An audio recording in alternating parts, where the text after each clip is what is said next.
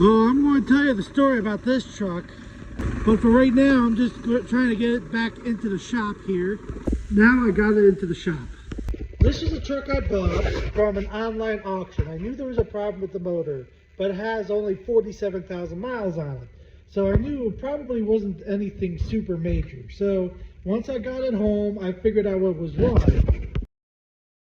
There was a factory defect with the lifters in the motor where it ate up the lifters in the camshaft. So what I did was I took the whole motor apart, the top end, and I put new camshaft in it, new lifters, I did new head gaskets and the whole top end, new oil pump. I had the oil pan off to clean out any metal or any debris that was in the oil pan and did it all over. Then I sold the truck after I fixed it to my old employer.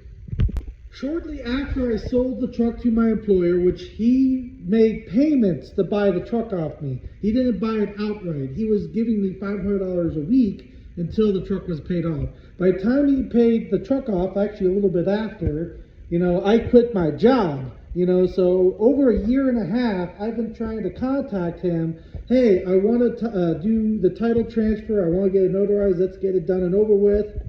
For over a year and a half of him ignoring my text messages and phone calls and not getting a hold of me, I had to show up in person, and then everything kind of went all to crap. So a little bit before the truck was paid off, the motor started making a ticking sound. I'm like, well, that's odd because I just redid the whole top end.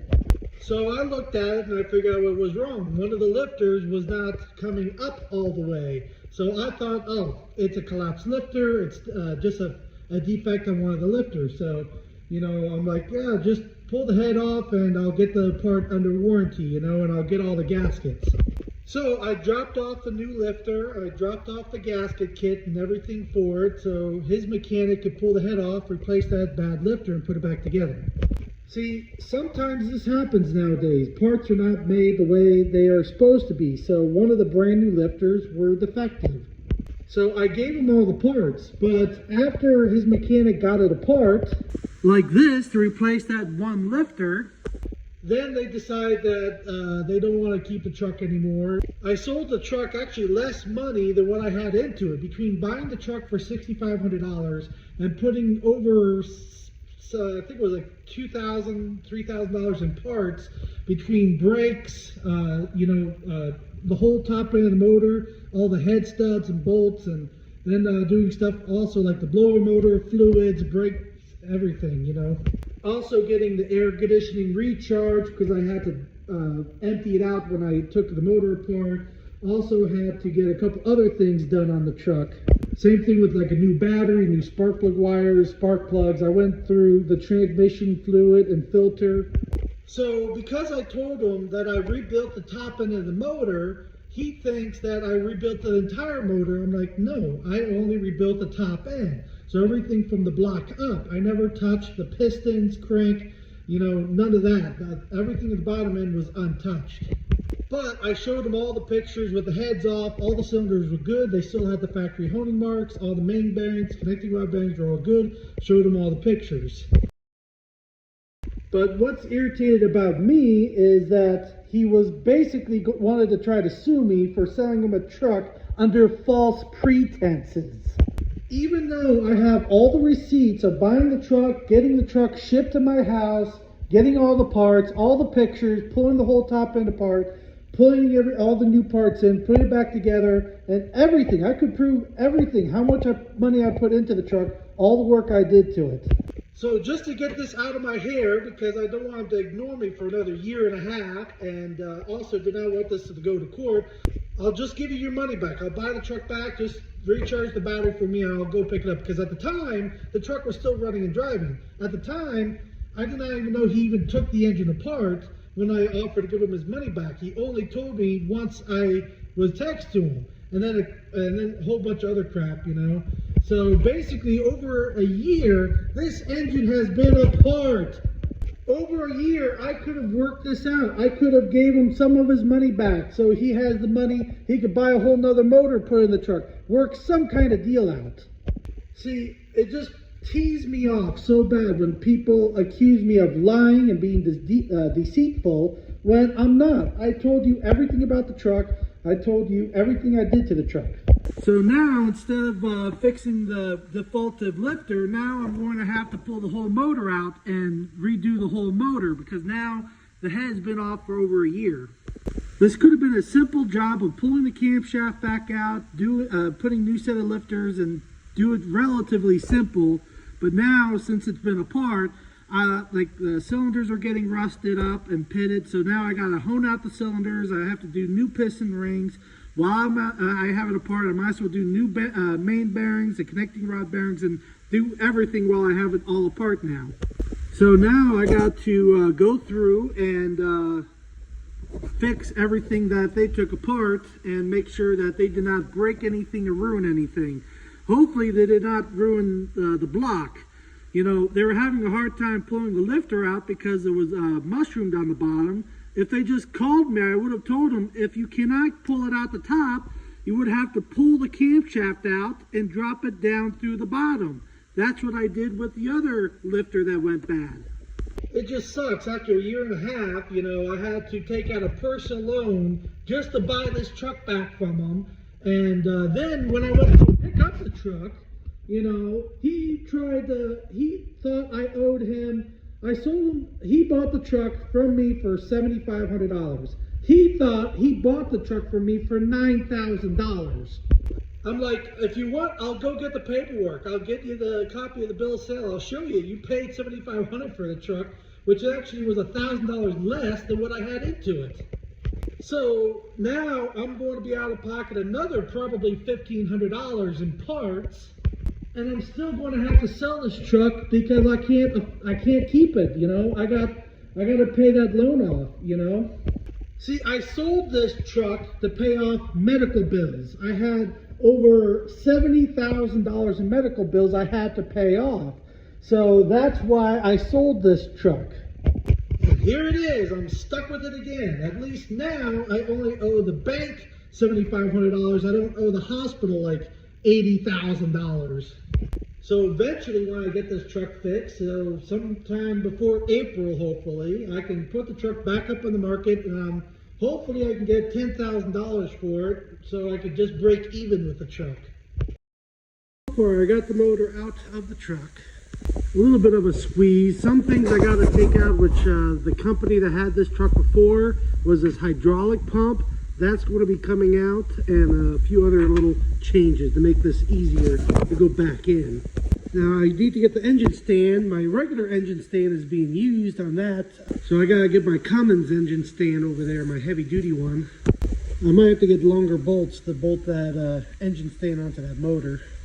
But since I don't have those bolts, I might as well take this other head off and you know, get that done. Well, I got the head off. That's it for right now until I can get it up on the stand. So I got that up on here. You can still see from when I had this motor apart, like some of the whizzy-gizzy scratches when I was cleaning it up. Oh yeah, I know I cut my hand a little bit. It was a brand new head gasket. Oh, all the head bolts were brand new because they recommend you replace these every time you take the heads off. Basically a one-time use for these main head bolts. I don't know why, I don't understand it, but I'm just doing what they recommend. Yes, I try to be as honest as I possibly can be. You know, I was nice to my previous employer on letting him do payments, also working out for a cheaper deal, which I was actually losing money. Yeah, I was trying to help the guy out, and he was kind of helping me out of me buying the truck so I could pay medical bills, since he needed a service truck to keep up with his fleet of tractor trailers because he did not have one. Every time I broke down, I have to call the mechanic. The mechanic has to go to the shop, get the tools and parts he needs into the pickup truck, drive all the way out to fix the truck. So at the time, I thought we were all gaining something basically. I could sell the truck to pay off the $80,000 I owed to the hospital. He was gaining a service truck so he can have his mechanic go and fix his trucks instead of getting him towed back to the shop every time they get broke down. And he was getting a good truck for a cheap deal. But many reasons why I quit working for him was because of how many times the truck breaks down and work slowed down. So I was getting paid per load working for him. And at first it was good because $125 per load, it was like at least like on average 4 loads a day. Some days I got only 3 loads in. Some days I've gotten 5 or 6 loads in.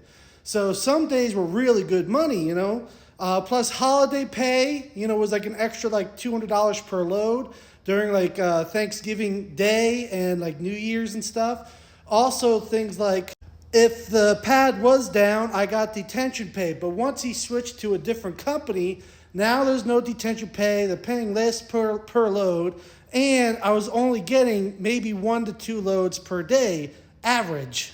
So between the work slowing down and not including so many breakdowns, because every time the truck breaks down, I'm losing money because I'm not running loads. So he told me, okay, fix the truck. He will reimburse me for parts and pay me for my labor to fix the truck. And the entire year I worked for him, yes, he reimbursed me on all the parts I had receipts for, but he never gave me extra towards labor, my labor of working on the trucks, fixing headlights and taillights and wiring, brackets, tubes. Oh, it's unbelievable. I've posted videos on it before, just like the one day the radiator hose blew, and I was able to find a filler neck from a car, which was a radiator hose, and I was able to fix it and get back on the road. You know, that right there saved him. I was about an hour away from the shop, so it would have taken him a half hour for his mechanic to come to the shop, grab the tools, grab antifreeze, grab a hose, drive all the way out there, fix it, and drive all the way back. Like that would have paid, his mechanic would have spent at least 3 hours to come out and fix that radiator hose. And so I did it myself. The truck was only down for about a half hour because I fixed it myself. I had all my tools, and I never really got much of a thank you or anything out of it, you know. Also, when the truck breaks down, there's no spare truck for me, and I'm like, hey, the differential is cracked. I have to stop driving it. No, just keep going. We got to get those loads in, you know. We got to pay our bills, you know. So for almost like 3 months, I drove with a differential cracked. I put Permatex on it to keep it from leaking. This differential was cracked for many months. It was cracked almost all the way through, so I kept babying it just to get through the days. The one day, the brake chamber broke off. The whole back plate snapped. So what I did was I got back to the shop and his mechanic was busy fixing another truck. So I had to tear it apart, take the back plate off, have his professional welder weld the back plate and put it back together. Did I get paid for any of that time? No, not at all. You know, even tire blowouts and stuff, you know. Now, what really did it in for me, even though I'm out there working like 14, 17 hours a day, you know, because I'm driving for 14 hours and I'm spending an hour or two every day fixing the truck. I'm barely getting sleep to try to keep loads going. And I'm barely getting 2 to 4 days off a month when I was supposed to get at least 2 days off every week, you know, Saturday and Sunday, my weekends off. So while the truck is there at the shop, it can get repairs done, but his mechanic was not working on weekends. So all kinds of crap, you know, and what really put me over the edge was his daughter's text message. I was having a really bad night. I was joking around with one of the drivers, and she sent this. Now, keep in mind, she just got her CDL. She was only driving for maybe a month or two. She already gets the brand new truck, you know, and she already gets special treatment because she's dating the guy that's in charge of the job and all kinds of other stuff. So while I'm sitting for 6 hours, do one load, sit another 6 hours, get the second load in, she comes in at like 10 o'clock, gets 2 loads done and gone by like 3 o'clock, you know. So I'm literally sitting there all day long, you know, while I'm not getting paid detention pay or anything like that. And all kinds of other stuff like that. Mind you, the first day she was out on her own running loads, she drove down into the city and got lost. And my boss told me to call her to get her sorted out because she's freaking out. So I'm calling her. Here's a woman that was in the Army, just went down the wrong street in the middle of the city. Nothing happened. She didn't hit anything. She's just a little lost. And she's bawling her eyes out, and she can't even get a sentence through or a word out. So it took me like 20 minutes just to get her calmed down to see where she is, to try to help her out to get to the job. And so for her to send that text message to me, it just blew my mind. See, talking crap about a company is if you're lying or over exaggerating on things. I never lie, I never make up crap. I am honest. And I was never talking to any of the other drivers or the other companies. It was just me joking around with the other driver. But it got blown way out of proportion. It royally pissed me off. And I quit that day because it doesn't matter if I put in my 2-week notice. The truck had so many issues going on with it. So even if I parked the truck at the shop, it would have been 2 weeks before, like 2 or 3 weeks before anything got fixed on the thing. And the job was almost done. So we're about to get laid off for about a week anyway. So I just parked the truck. I cleaned out all my crap and I went home. When the guy on the job site was asking where was I, because I was supposed to get another load that night and be there in the morning, I told him, oh, I quit. I'm not coming back. Now, these trucks had so many problems with so many DOT violations and nothing was getting fixed. So the next morning when I told her that I quit, of course she has to get like a little extra word in. So why should I work for a company that they say they appreciate all I do, but it's just words. They never really proved it, Quite a few times they're like, oh, Anthony, you're doing a good job. But because I'm so good at reading body language and I could tell when people are lying with their body language and stuff, I know it's just a full-out lie. They're just telling me what I want to hear is all they're doing. So constantly my boss kept saying, oh, things are going to speed up. They're going to get better. So I just packed up my stuff and I quit. No need to stay at a company that I have gone above and beyond for. Helping train drivers, help find drivers, and do all kinds of stuff. I was trying to help the company. The money was really good at first, but then went downhill after a couple months and stuff. So it just wasn't worth it. I can make more money going back to my old job and making content and stuff like that.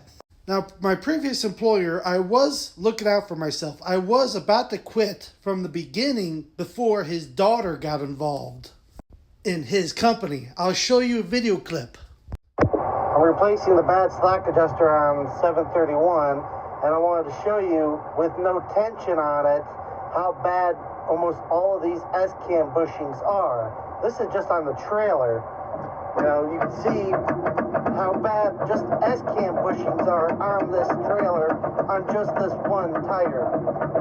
Now, he was saying they're not that bad. He's driven the truck. The truck just got inspected by another shop and everything. It's inspected for the year. And his mechanics that he had on payroll, they did not find anything wrong. And then when I showed him the video, then he was going on about how parts are on back order and stuff like that. Even though I called a couple part suppliers, they had all the S-cam shafts, bushings, and seals in stock. He just basically wanted me to keep running loads and not worry about it until it did not pass inspection anymore, or until he got like a DOT violation or something like that. He was trying to save money. All the S-cam bushings were bad on the trailer, and all of them on the tractor was bad also, especially the drive axles of the trailer were even worse than the trailer. So yes, looking out for myself, it got unsafe. I was already about to quit, and then when his daughter got involved in his company, that definitely put me over the edge. I had enough. No, that I agree. After I told him I'll just buy the truck back from him, then I found out that the motor was all apart for over a year. See, if it was a bad lifter or a collapsed lifter, I would have pulled the top end apart and fixed it while I was in the truck again. But because the motor has been apart for over a year, I had to take the whole freaking thing out. A year of mice going down into the engine and dirt and water and moisture and all kinds of crap. Plus, when he was trying to get that lifter out, they MIG weld the freaking thing, so all the welding slag was going down into the motor, and I'm hoping the block is even salvageable now. If they called me in the very beginning, I would have told them if the lifter can't come out the top, then pull the camshaft out and drop it through the bottom. That's what I had to do with the other lifters that went bad. And the worst part was when I went to go pick up the freaking truck, I wanted him to give me basically a bill of sale, but it's like a bill of return, proof that written agreement that I returned his money. And when I went and I gave him the cash, he thought he bought the truck from me for $9,000. So I'm like, no, I have the bill of sale or copies of it showing that I sold you the truck for $7,500, not $9,000. I even have the video clip. So I was just recording mainly the audio. I was not recording video, so you'll hear it. I know the audio is bad. For the purchase price of $9,000.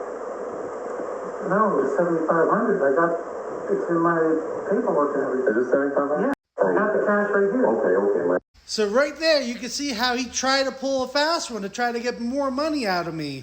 And he knew very well how much he bought the truck because you could tell when people are lying by their tone of voice. If they stay monotone like that, they're lying, they're making it up.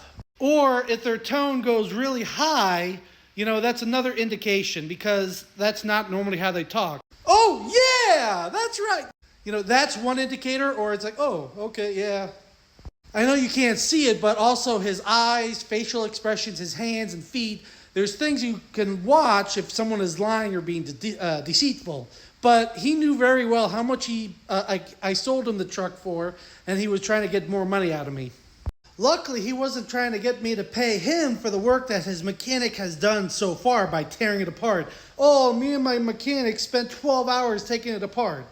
But otherwise, I did my very best to hold up my end of the deal. I sold him the truck. When I sold it to him, even his mechanics went over the entire truck before they agreed to buy the truck, and I agreed to do payments on the truck until the truck was paid off. It was not making any noise, no sounds. There was nothing wrong with it. It was only about 100 miles or so later, then it started making the ticking sound. And at the time, I was still working for him, so I figured out what the ticking sound was, so I told him what's wrong, and so it's just have your mechanics fix it. And at the time, he was okay with that, because I sold him the truck for so cheap, of $7,500, and so it would have been no big deal for him to have his mechanics pull the head off, fix the problem, and put it back together. Because it was buy as is, so I did not want to end up going to court and go through all this legal crap. Like, if I really wanted to, I have all the proof that he paid for the truck. I could have just gotten a duplicate title, got it signed and notarized, and mail it to his house, and then it's done. Then the title's in his name. If he doesn't transfer the title and he wrecks the truck or something, it's not under me. It's not my fault because I already sold the truck over a year and a half ago, and I signed and notarized the title and mailed it to him. So I could have done something like that, but I was trying to work this out as peaceful as I possibly can. So I bought the truck back. So I have $8,500 into the truck. So now I'm going to have probably another $2,000 into it. So I'll have about $10,500 between like that to $11,000. But the Kelley Blue Book value of this truck with under like around 50,000 miles is between $12,000 to $15,000. And that's with a regular pickup truck bed on it. So yes, it's going to be more work to pull the motor out, rebuild it, put it back in, and make sure this is not going to fail ever again. But I'm able to now make just a little bit of money on it, so it's not a complete loss. This truck, rust-wise, is spotless except a little bit on the utility box. Because the utility box came off of another vehicle of that company. It was another company truck. They took it off and put it on this new company truck. So like right here under the cab, on the back side of the cab, on the right-hand side, the driver's side frame and rocker panel, everything was spotless.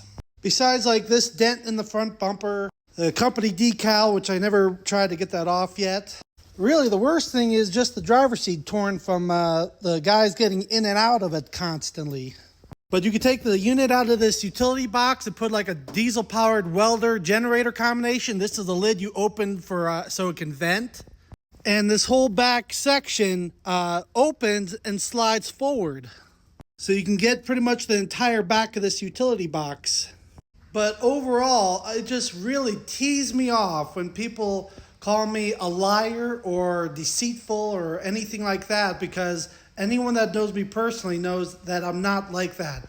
And anytime I do lie, it's stuff that I know that would be better to lie about and not hurt their feelings or something like that. But if it's serious or major, then I'm honest about it.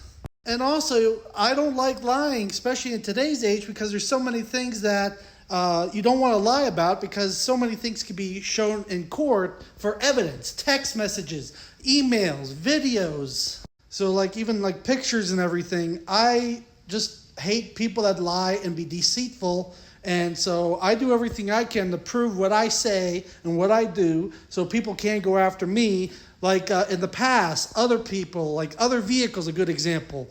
I helped one guy out. I changed the oil in his car. And after I did it, I told him, hey, your oil cooling lines are going bad. You need to change them now before they go bad and you run the motor out of oil and ruin the motor.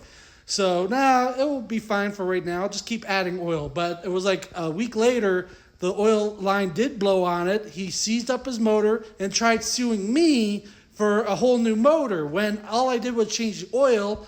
So everybody is sue happy nowadays. So I have to do what I can to try to cover my butt.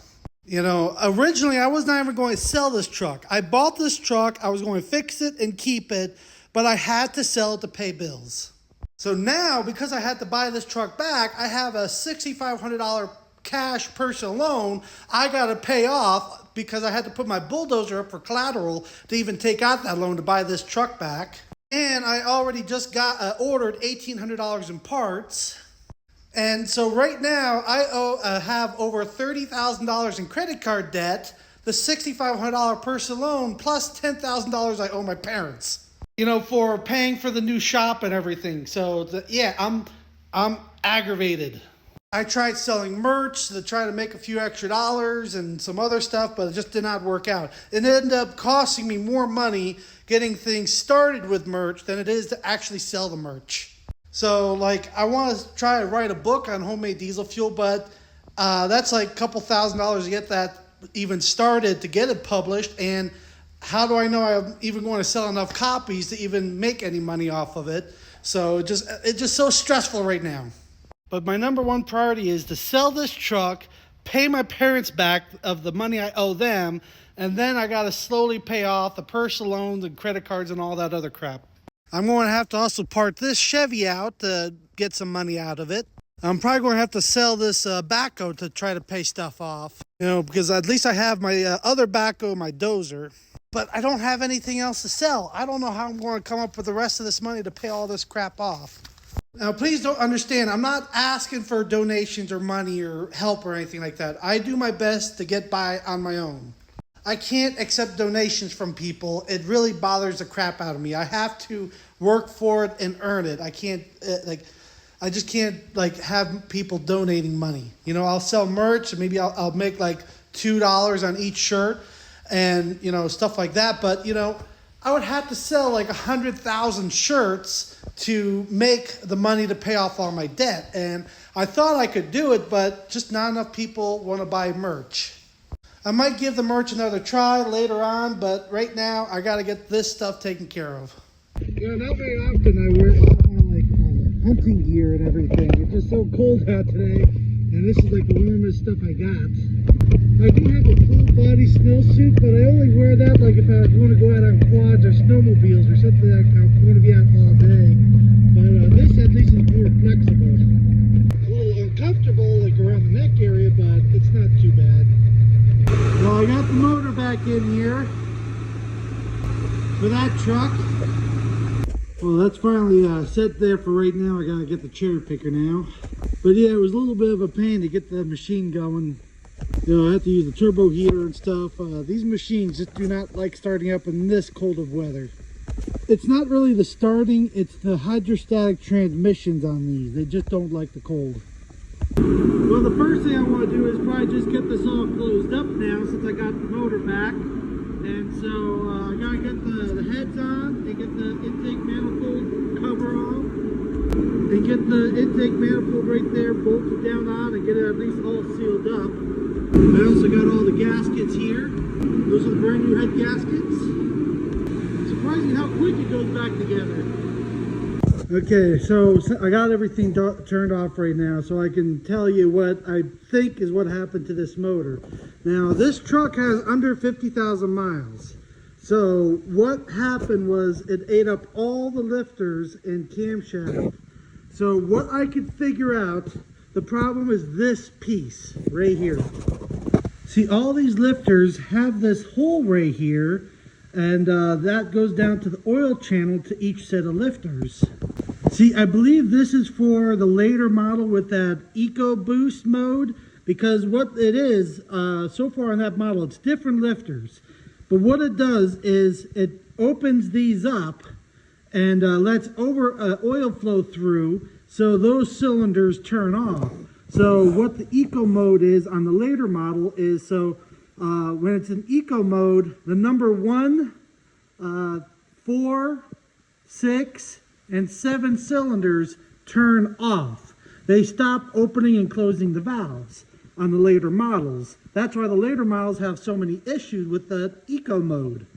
So what I have figured, this plate that they put on here, if these factory O-rings are the wrong size or made wrong, or if this whole piece is not bolted down tight enough onto here, oil pressure will leak around these, which will run these cylinders dry on oil. Not the cylinders, the lifters will run dry on oil because these are leaking. So far, that's the problem I have figured out on it. I had this whole motor completely apart. I checked all the oil channels and everything. So that's the only thing that can explain why this motor was eating up lifters. So when I replace these O-rings again, I'm going to make sure I use some ultra black, like Permatex, or the ultra gray stuff. I'm going to make sure I put a hefty amount of that on here. I'm going to make sure I torque these down a little bit extra than factory specs. And I think the problem was the thickness of this metal here on this seal. You know, the main outer seal here, because that would prevent it from not sitting quite as far down as the original gasket would be from the factory.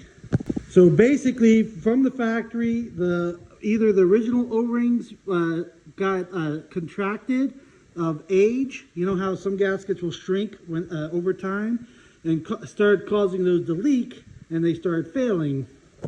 So that's all I could figure out is these stupid O-rings is what caused this to start eating up lifters.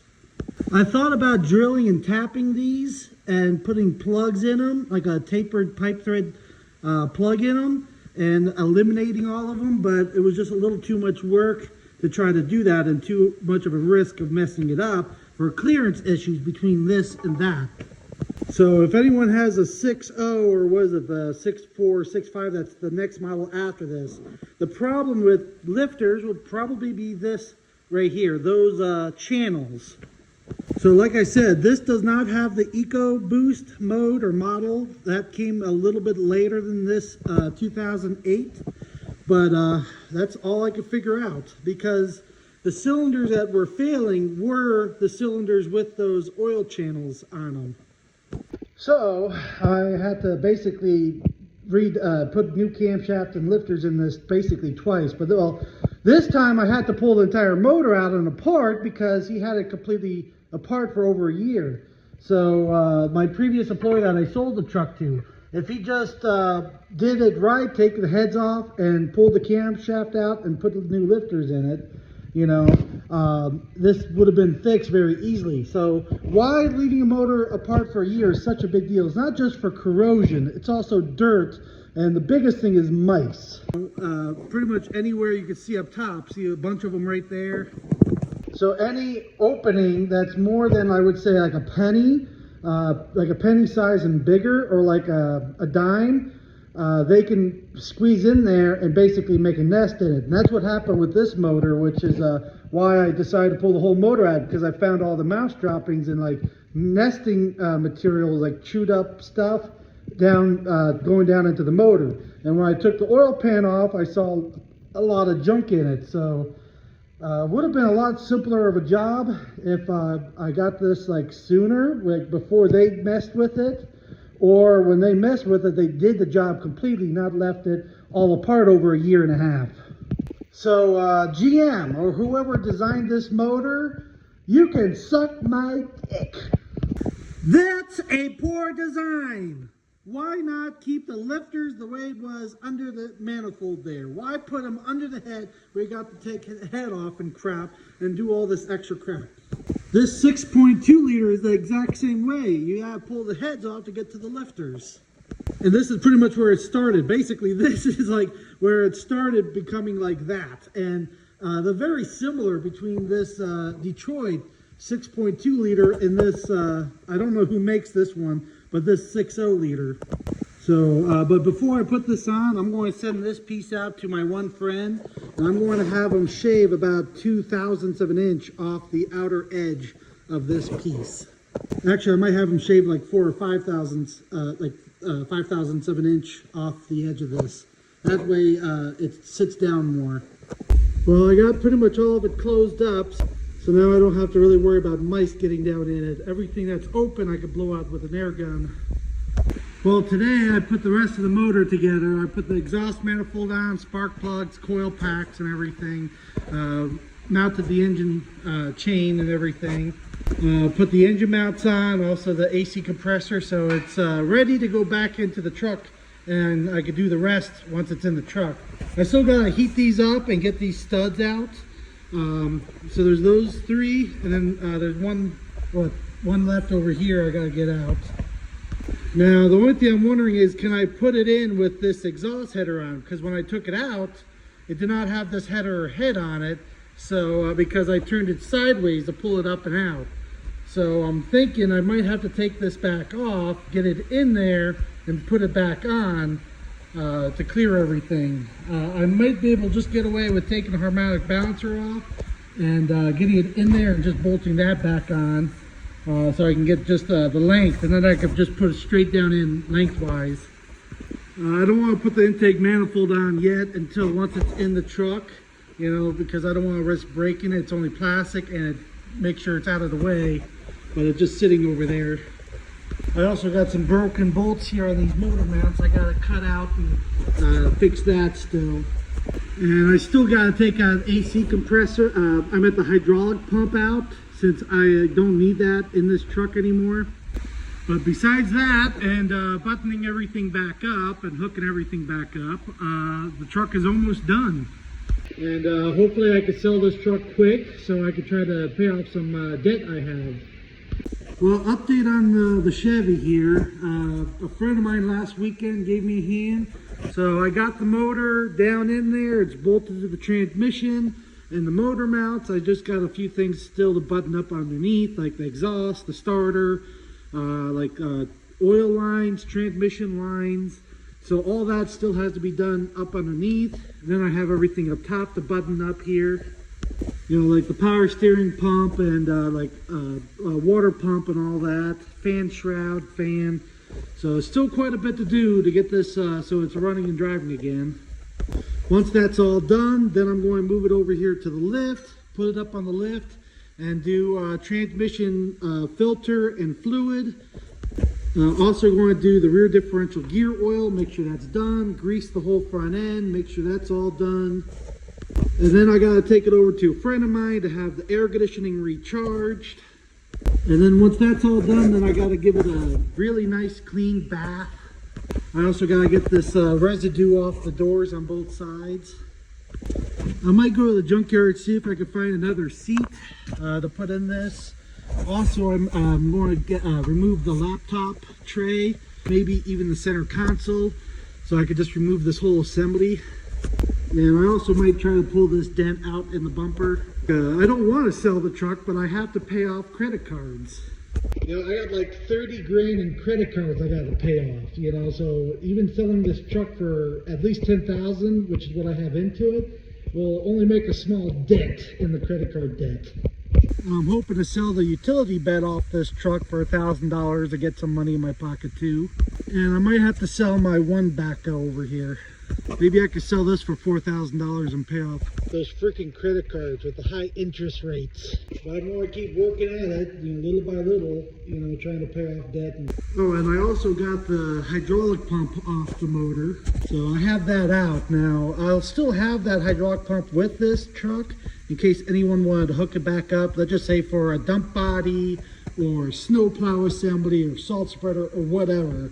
They'll still have the hydraulic pump that can mount onto this engine. I got so far the intake manifold on, I got the fuel lines hooked up, I still got the rest of the electrical to do in the top end, and then I have the cover, and then I still have everything on the front to do and everything underneath. So it's coming together. You know, at least a lot of this goes flying back together. And then I gotta get a fuse that goes on the firewall because they took that off before I bought it. I still do not know what this does, that unit. I think it's something to do with the light bar on the back. And they have, part of that light system is this wire going to, they have flashers hooked up in the headlights. So like when you're on the side of the road. Similar to police car, then they have the orange light bar right there that you can have different settings, either flashes, it goes from left to right or right to left and stuff like that. A couple different options on the controller. So there's the strobe bulb right there that they installed. So you have your regular turn signal bulb, and then you have these strobe ones right there that they installed. So it's like that on both front turn signals, strobe, regular turn signal. I never had that hooked up to see if it works, but I believe once I get this all back together, I'll energize this because it didn't have a fuse on. I never put a fuse in it, and give it a try. Well, I got pretty much everything on the top end done now. I got to do everything else on the front end, but I'm going to finish up for tonight and come back up here tomorrow morning and get back to work on it. Back to work on the Chevy today. I just went to Napa and got parts. I know it doesn't look like it, but that's $600 in parts. I had to get a new battery because the new battery I did put in this truck was stone dead for so long that it just wasn't coming back to life. You know, that guy I used to work for, I sold the truck to, never put like one of those stabilizer chargers or trickle charge or anything on it, and he had the battery hooked up. If he had at least unhooked the battery, it would have been good still, but you know, almost 3 years having that brand new battery in here and not running or charging while things are drawing power, it just killed the battery. Now I have the transmission filter it was still with the truck, but he lost the gasket, so I just got a transmission gasket pan, air filter, and a few other things. You know, I never even realized until before I left was 3 years of these wiper blades on it. They're already dry rotted and shot. That's why I had to get new wiper blades. It's surprising, like you can see how it's just peeling off and stuff, you know, from when I did have it going, when I went to pick it up. It's surprising how much damage can happen to things from sitting, for sitting long enough, not being used. Well, a lot of it is because the new type of rubbers and plastic they use nowadays are not refined as much, so they're not as pure as what they should be, so they tend to dry rot faster. Like, I know tires from 1935 that are not dry rotted at all and are still good. Then I know of some tires that are only 2 years old and are already starting to dry rot. Same thing with metal. So like this car lift it was made back in, I believe, the 50s or 40s, and it's not any rust on it. It just gets surface rust and it does not get any worse. Compared to the recycled Chinesium metal, it just gets a little nick in it and it just rots right out. But that's just what you would call planned obsolescence. You know, that basically started coming into effect in about the late 60s. I would say late 70s. Well, everything was going pretty smoothly until this one Y fitting broke. That goes to the water pump here. Just snapped off. You know, like I said, planned obsolescence. The plastic is just, it's old and it didn't take much at all and it just snapped right off. But luckily, Napa has one. I got to run back out there and go get one. But I got the power steering pump, alternator, all that done, water pump, getting most of this done on the top. Then what I might do, instead of doing like crawling underneath to do the stuff underneath, I might just use my machine, push it over here and put it on the lift to do everything underneath the truck.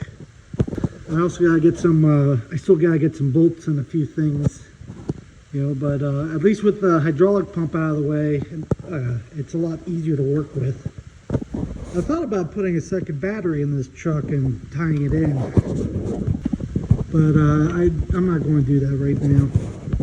Let's go back out and get more parts, more money. Well, I got a new hose. Napa actually had one in stock. I was surprised, so that's done. I got the fan shroud in and the rest of the stuff, so I'm almost all done getting everything on the top done. Well, everything on the top end is done. Got that all hooked up, so it's ready to put some fluids in it. So I got everything moved out of the way so I can move it over here onto the lift now. Got the dozer warming up. Okay, now I got the whole truck in this shop now with the lift. Now I can get some heat in here now the door's not half open. Rise, my son, rise! I should have probably took the hood off the back of the truck, but either way, it's up enough. Now people can see how it's rust-free on the truck itself. So you can see the frame and the floor pans and cab corners. Like I said, there's no rust on the truck at all. If the phone focuses, The only rust, besides it's a little surface rust back here, but mainly the utility bed, right here where moisture gets in between the two panels of the door. You have your outer panel and inner, so that's why I rotted out. The rest of the utility bed is perfect. It's just these double layered doors. Got some crap in them coming off the tires, So from the front tires, got in there with the salt, rotted that out. From the rear tire to that one. But that's it. Everything else, hitch receiver and bumper and everything is good. No spare tire. Well, I'll probably have to get one of those at the junkyard, but either way. But for a truck under 50,000 miles in Pennsylvania, it's practically rust free, So hopefully I can sell this truck quick, and hopefully I can get what I'm asking for it, but try to pay off some of the credit card debt. Now this truck is only a 2-wheel drive, but I do know you can make it 4-wheel drive. So I know it's a different tail that goes in the transmission, and you could connect the transfer case, and the room is here for the drive shaft. You have everything, this cross member on bolts, you could bolt the front axle on, and the hubs are flying for the CV axles. So I know you can make this 4-wheel drive, but between, you would need the controller for in the cab, you would need I think, computers that turn it on and off and stuff like that. You'll need the relays, even though the wires are here for 4-wheel drive. I believe you just need the switch and a few things. I'm not quite sure on this year what you would need to make it 4-wheel drive, but it's definitely possible. I should say physically it's possible, but I don't know about the electronics because I've never really worked on these newer years. But I know there's a lot of people out there that would know exactly what you'd need to make this 4-wheel drive. But it's getting late today, so I'm going to finish this up tomorrow. Hook up the exhaust, the starter, torque converter, and all that. So finish this up. But I'll definitely have this thing running and driving tomorrow. Definitely. And I got a little surprise for you tomorrow also for Stinky Pete. Some people should never work on their vehicles. Just take it to a shop, take it to a professional. Don't try to do this stuff yourself if you don't know what you're doing. Truck is all back together. My friend Ron is giving me a hand. So we're going to crank it over for the first time. Should crank right up. Besides, like injectors have to prime up. So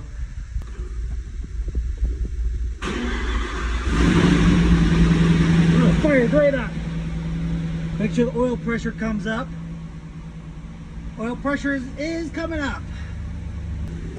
There's no gas in the truck. I filled up this truck when I delivered the truck to him, but it is running and purring like a kitten. Yeah, it just belt squeak will probably go away, and you know, everything still needs to prime up with oil. All the lifters and rockers and all that still needs to prime up. It needs to circulate up through the radiator. Also, it's starting to smoke because of any oil that was on the exhaust, so it's burning that off right now. For a full rebuild, that thing fired right up. See how it's starting to get more quiet? The belt is not squeaking and you don't hear that tick anymore. It's hesitating a little bit, but I think as soon as you run it some and get more air bubbles bleed through the, get through the system and stuff, and from the fuel. Also, this gas is 4 years old, whatever's still left of the tank. So some fresh gas will probably clear right up also. Now we're down to the last thing, is just putting the hood on now. And I still got to top off fluids. I still got to top off oil, transmission fluid, and antifreeze and everything. Go over all the fluids. Also put some air in that tire that's a little low. Well, it's all done. The only thing left to do now is transmission fluid, filter, pan, and all that, and rear differential gear oil, and a few other little odds and ends. But it's back together. It's running and driving. You know, ABS light is on, but I think it's because I used the parking brake and it might not be up all the way, but I'll take a look at it later, you know. But little by little, it's pretty much done. Now it just needs a really good cleaning. Well, today I'm finishing up the last few things up underneath. Got the transmission pan off to change the filter and fluid.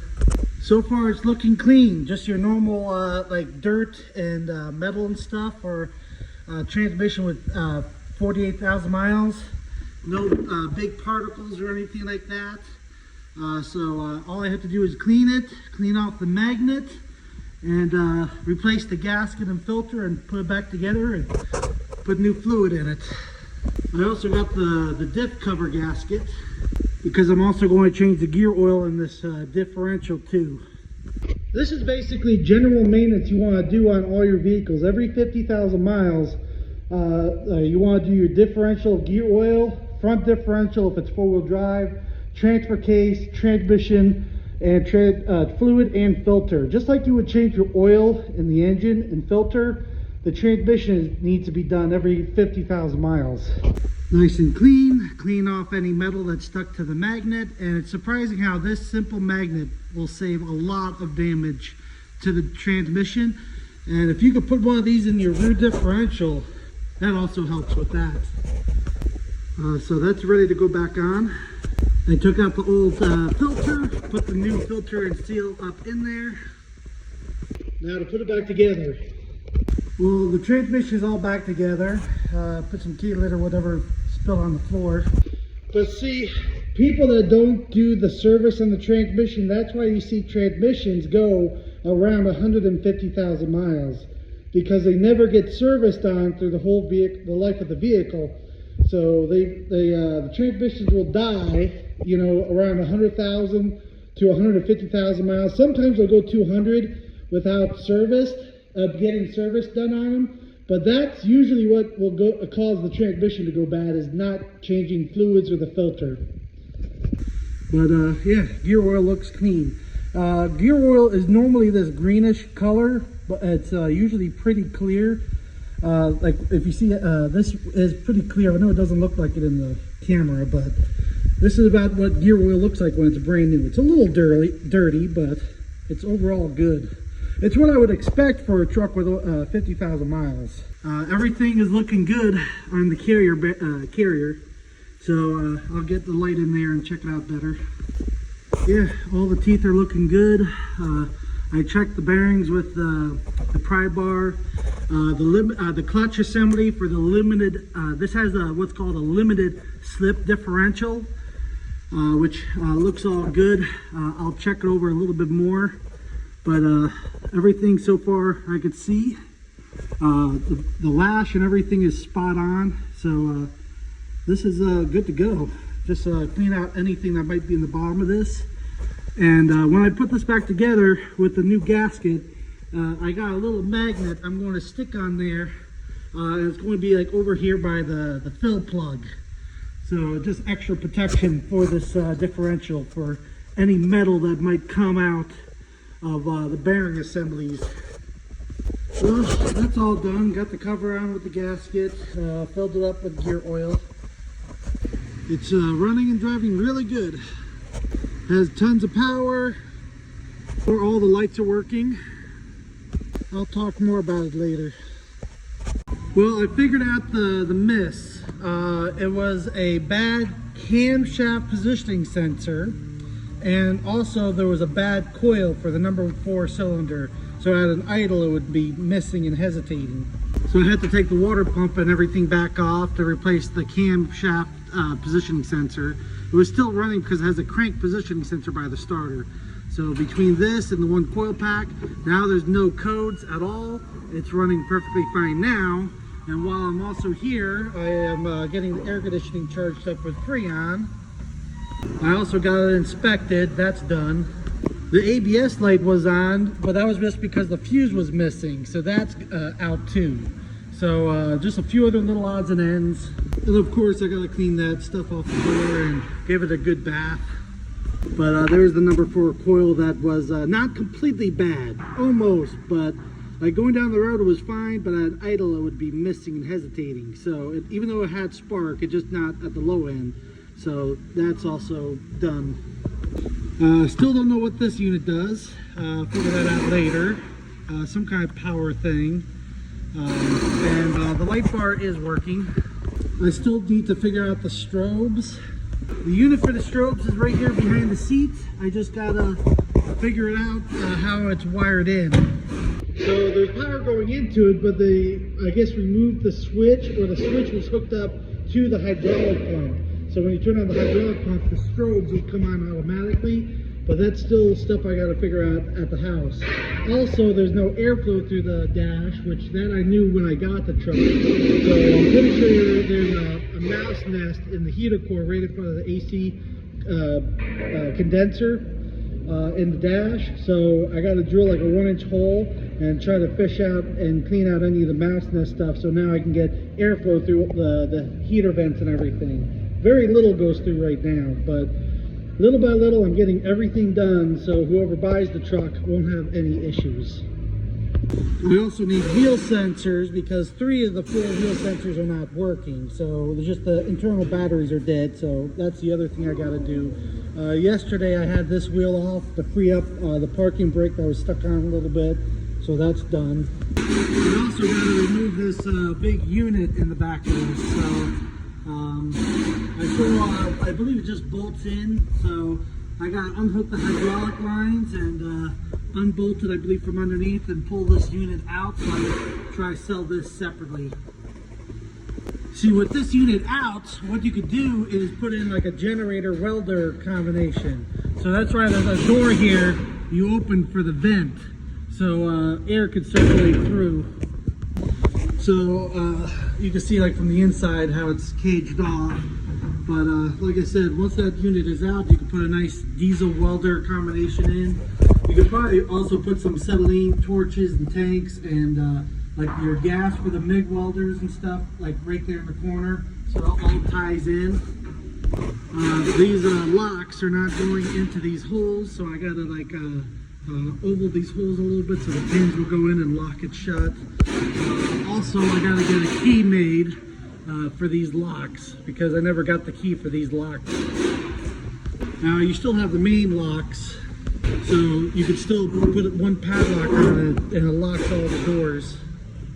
Well, I'm at the junkyard looking to see if I can find a pair of seats for this truck, and I think I just found them. So I found this Silverado. It does not have the leather seats, but it has the fabric seats in it with the center console. So the driver's seat already had a seat cover on, so that was good. So the seats are good. This little bit of a tear, but that I could kind of like sew up. But I might just get this whole set of seats. They are gray to match the interior. Like this interior is gray also. And I also need that interior light up there. So if I can get that interior light and these seats with the center console, I can put it in this truck and get this back to the regular interior. And also replace this that got broken. There's also a few little odds and ends I needed, but there's another truck I might be able to get them, or I could just get them brand new. But yeah, they already stripped this quite a bit already. But really not bad. So I just gotta go down there and let my friend know what seats I want, so he could have his parts guys pull the parts for me. Or I'll come back with my tools and I'll pull them out myself. Well, now I'm ready to take these seats out. And I got these seats from the junkyard. They still need a little cleaning. I took the old seat covers off.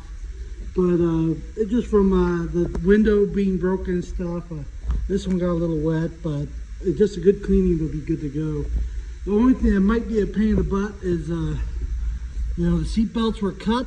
So I'm going to have to take these covers off so I can change the seat belts from those seats to these seats. Now the seat belt for the center one is already in the truck, so I just needed the buckle, which is there. But armrest is all there. So I also got one of those new light pieces that go up on the top. Also a hubcap that was missing. But I got a full matching set of seats. I also noticed the handle was missing or broken for like adjusting the back of that seat, but I could take that off the originals. Oh, sorry, I don't have enough light, but the handle's here for adjusting the back of the seat.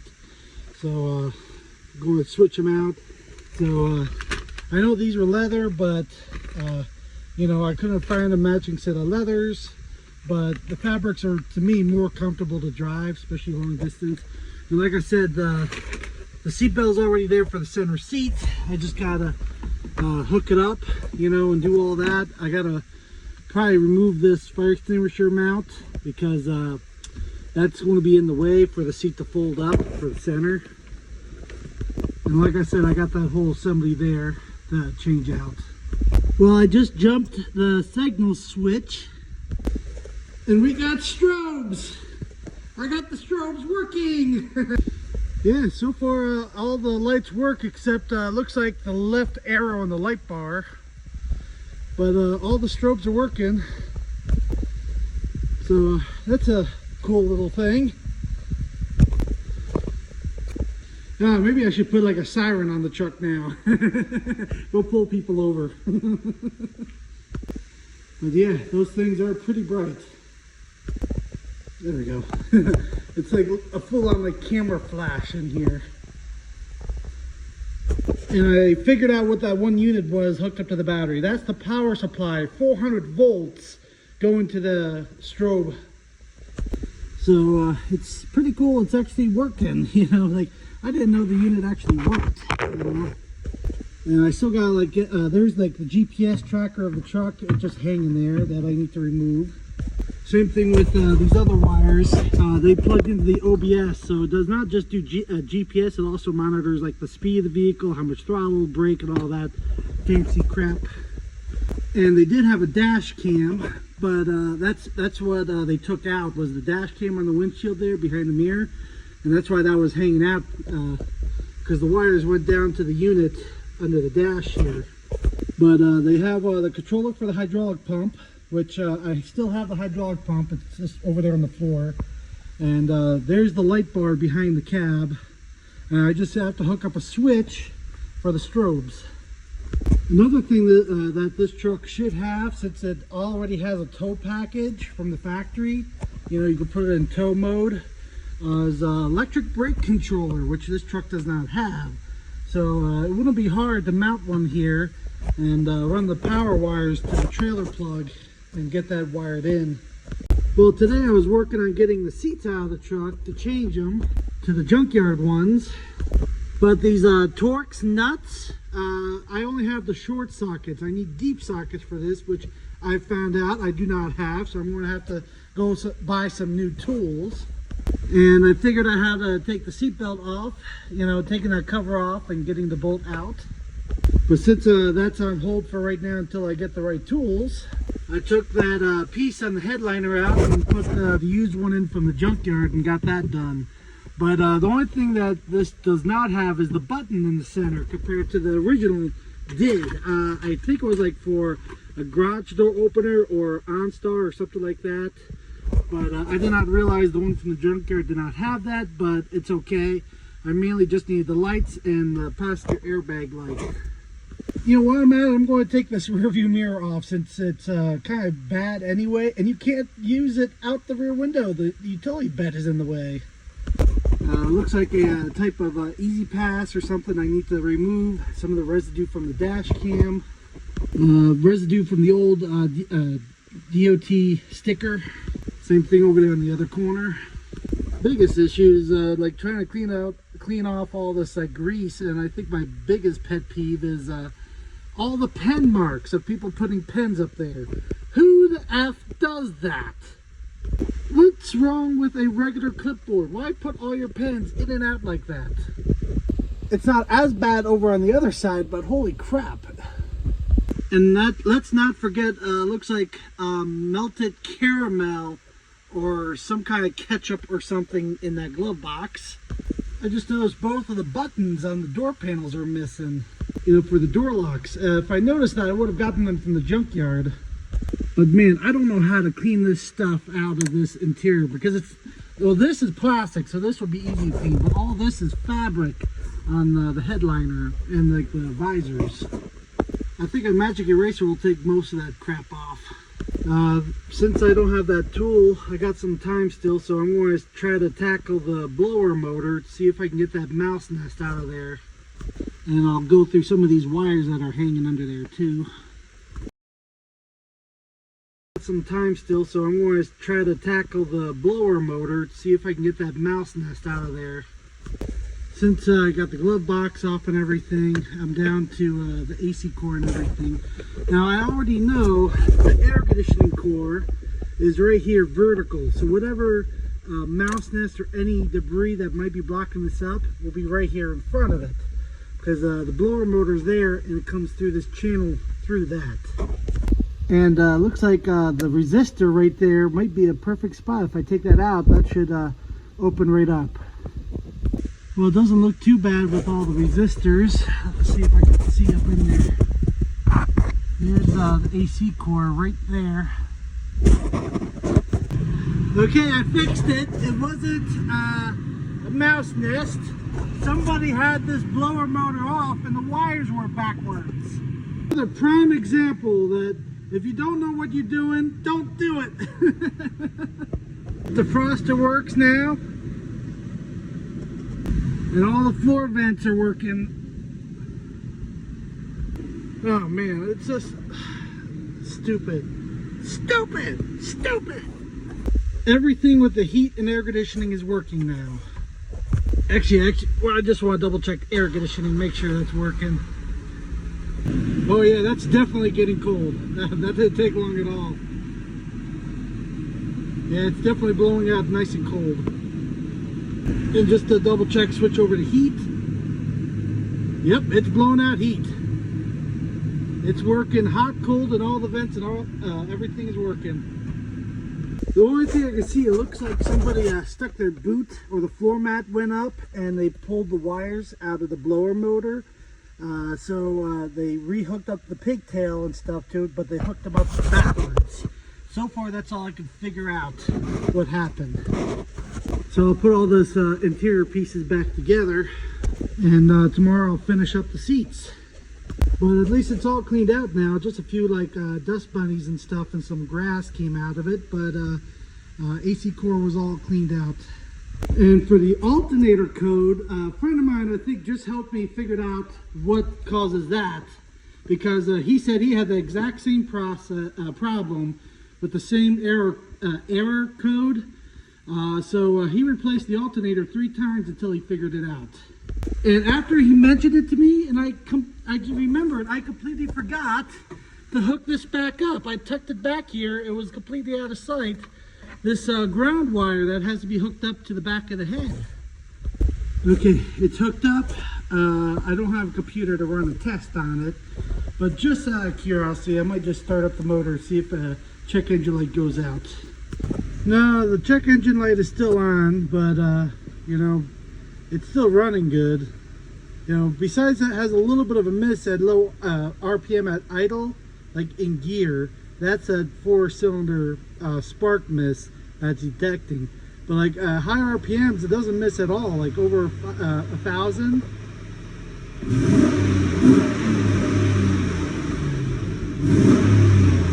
So motor sounds really good, you know, when you put your foot down.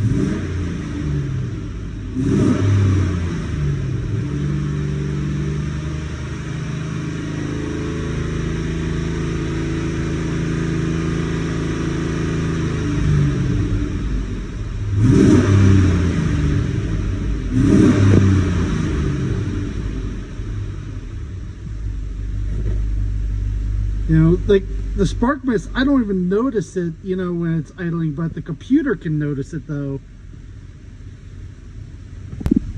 Yeah, you notice it when you put it in gear on idle, it hesitates. So, neutral, put in reverse. Right there, when it first like goes in, when you first come to a stop, you know, so you'll notice the spark miss then. So it's something at 500 RPMs or less, it causes it to do that. So neutral and then drive. Right there, it like almost stalls, you know, it just barely catches itself.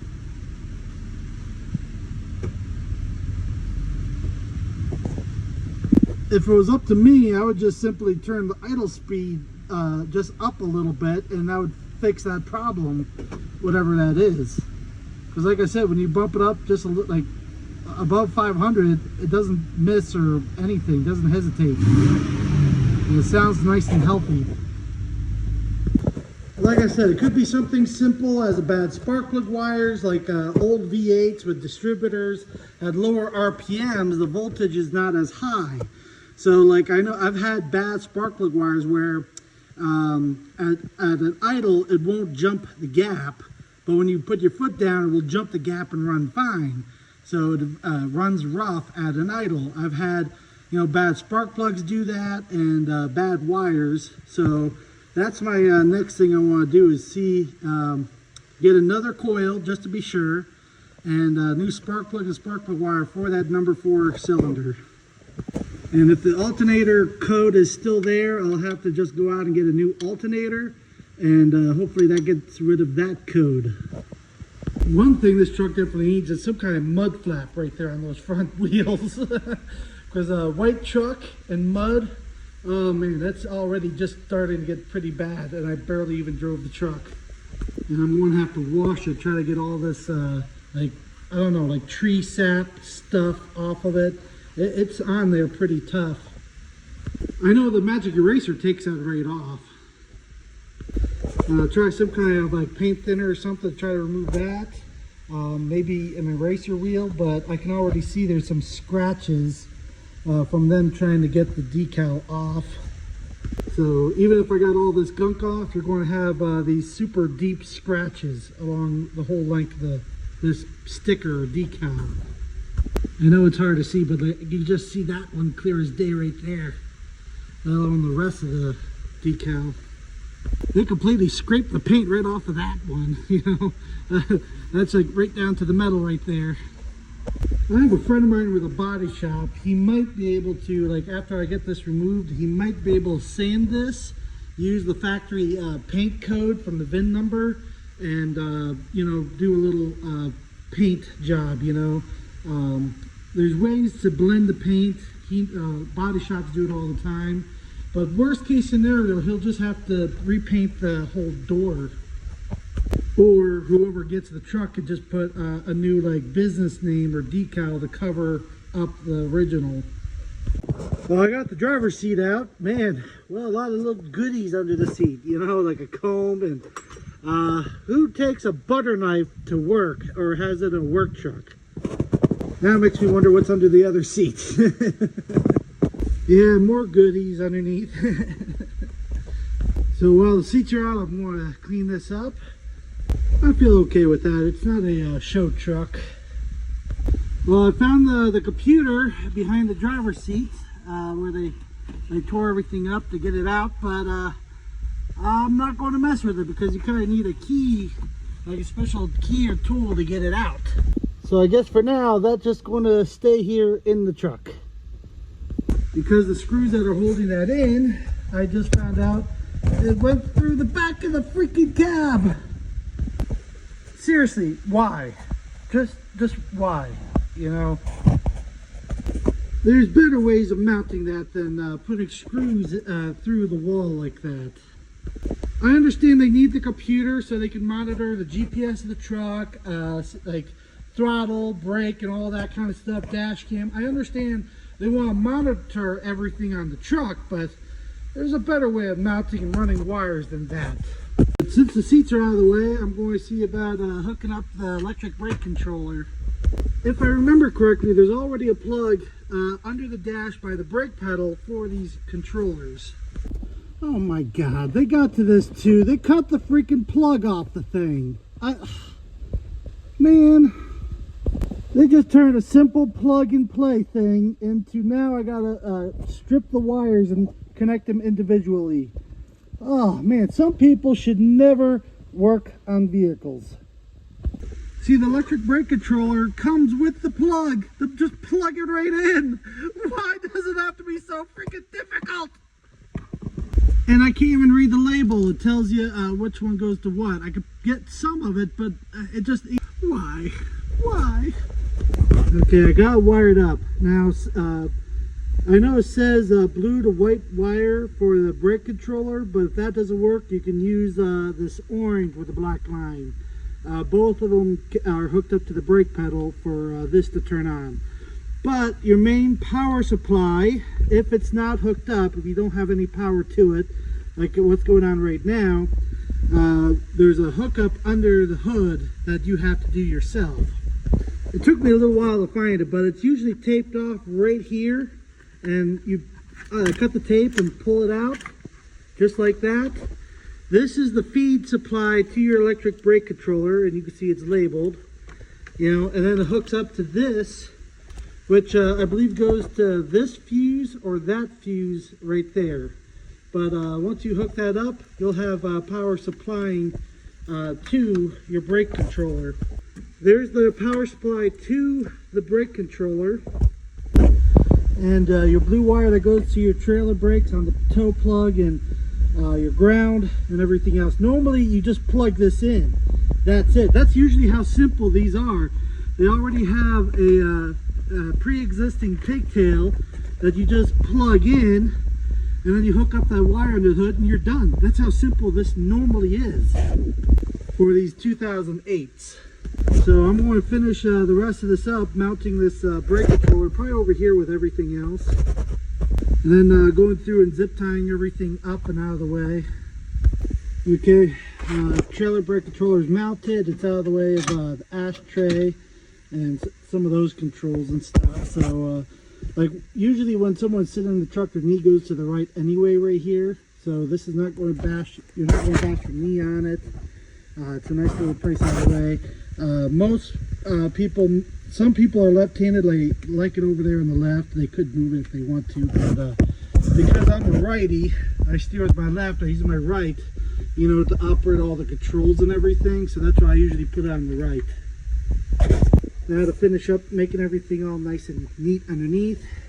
Okay, now since the full tow package is done, with the electric brake controller and everything, wires are kind of made neat and stuff. Now I'm going to get back to the seats. Well, I got the seats in, all done. All the seat belts work also. Now I got to finish putting the cover on the bottom of the glove box back on. Hey, look at that! I got every single light out. The only one that might come back up is the check tire light might come on again. But besides that, all the codes are gone. For right now, maybe some codes will come back on later, but as of right now, hooking up that ground wire to the back of the block has fixed all those errors. But so far, everything is in the normal operating range. Well, the interior is all back together and cleaned up and organized. Well, not clean, like I didn't scrub it or wipe it down or anything. I meant physically, everything's back together and wires are all secured. I noticed something on this door hinge, you know. Who sticks a bolt in like that? Come on, you know. Jeez, I'm always finding something on this truck that these previous mechanics that don't know what they're doing. Or workers that just do not have any respect for company vehicles and stuff like that. So now I gotta put all the tools away. I came back to get the alignment done on it. Yeah, the alignment was off quite a bit. The toe was off. And after that's done, I gotta plug the computer back in and make sure all the codes are gone. Definitely need to get some front mud flaps. That's going to be really bad. Looks like my friend has it all lined up. Now you just have the computer plugged in. There's no code showing at the moment, but could show up something later on. So it still has a little bit of a hesitation. Now, one thing I'm noticing is the oil pressure is low, but I think I know what that is. On the oil pressure sensor, right below it, there's a screen, and that screen could get like a little clogged up and stuff and won't read the pressure properly. That's what I was thinking about before. I forgot what it was. I had to double check online what it was, because I know these don't read oil pressure properly sometimes. But right now, I don't want to take off the upper intake manifold and take the oil pressure sensor out, clean out that screen, and put it back together. I should have done it when I was rebuilding the motor, but I wasn't thinking about it. I thought it would be fine since the truck had such low miles and everything on it. Now, the rough idle, some of my friends are saying about you plug a computer in and you could do a camshaft adjustment or something. I don't know anything about that. I don't work on these normally. These newer years, but you know, if someone wants to do that later on, they can, but right now there's no codes going on.